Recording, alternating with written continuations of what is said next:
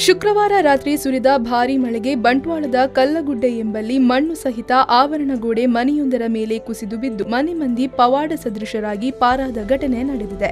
ಘಟನೆಯಲ್ಲಿ ಮನೆ ಸಂಪೂರ್ಣ ಜಖಂಗೊಂಡಿದ್ದು 5 ಲಕ್ಷ ರೂಪಾಯಿಗಿಂತಲೂ ಅಧಿಕ ನಷ್ಟ ಸಂಭವಿಸಿದೆ.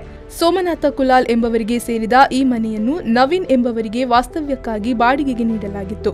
ಅವರು ಪತ್ನಿ ಪವಿತ್ರ ಹಾಗೂ ಮಗಳೊಂದಿಗೆ ಈ ಮನೆಯಲ್ಲಿ ವಾಸವಿದ್ದು, ಶುಕ್ರವಾರ ತಡರಾತ್ರಿ 12:30 ವೇಳೆಗೆ ಮನೆ ಪಕ್ಕದ ತಡೆಗೋಡೆ ಕುಸಿದು ಮನೆಯ ಗೋಡೆಗಳನ್ನ ಸೀಳಿ ಒಳ ಬಂದಿದೆ.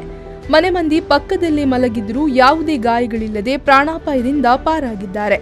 ಮನೆ ಸಂಪೂರ್ಣ ಹಾನಿಗೀಡಾಗಿದ್ದು ಗೋಡೆಗಳು ಕುಸಿದು ವಾಲಿ ನಿಂತಿದೆ. ಮನೆಯಲ್ಲಿದ್ದ ಫ್ಯಾನ್ ಮತ್ತಿತರ ಎಲೆಕ್ಟ್ರಾನಿಕ್ಸ್ ವಸ್ತುಗಳು, ಮನೆಯ ಹೊರಭಾಗದಲ್ಲಿದ್ದ ದ್ವಿಚಕ್ರ ವಾಹನಕ್ಕೂ ಹಾನಿಯಾಗಿದೆ. ಸ್ಥಳಕ್ಕೆ ಬೂಡಾ ಅಧ್ಯಕ್ಷ ದೇವದಾಸ್ ಶೆಟ್ಟಿ, ಪುರಸಭಾ ಸದಸ್ಯ ಗಂಗಾಧರ್ ಪೂಜಾರಿ, ಪ್ರಮುಖರಾದ ರಮನಾಥ್ ರೈ ಮೊದಲಾದವರು ಭೇಟಿ ನೀಡಿದ್ದಾರೆ.